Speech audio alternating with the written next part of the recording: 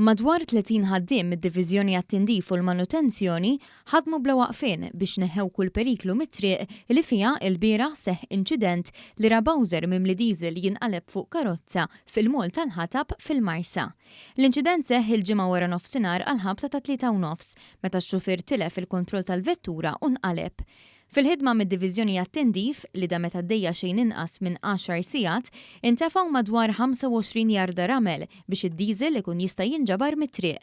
Is-sibt filgħodu minn fuq il-post fejn seħħ l-inċident, Ramon de Guara, id-Direttur Ġenerali tad-Diviżjoni għat-Tindif u l-Manutenzjoni, spjega magħna kif kollox kien hemm madwar 13,000 litru ta' diesel li ħareġ mill-Bowser.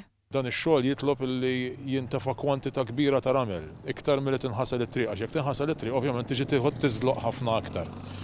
Allura l-ħidma li kienet fis-sens li intefa' kwantità kbira ta' ramel, inorok mill-ħaddiema tad-Diviżjoni għat-Tindif u kif qed naraw hawnhekk tnatfet sabiex jerġa' jiġi kollox lura għan-normal u tkun tista' tintuża mill-pubbliku.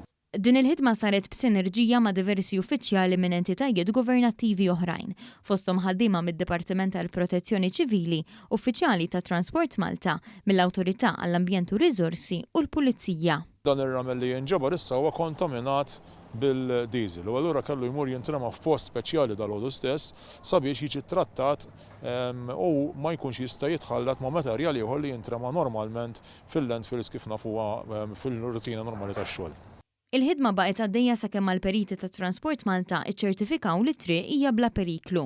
It-triq infetħet għal ħabta ta' sija u kwarta filgħodu, iżda reġgħet ingħalqet għal xi ħin matul il-jum tas-Sibt sakemm saru spezzjonijiet oħra mill-periti.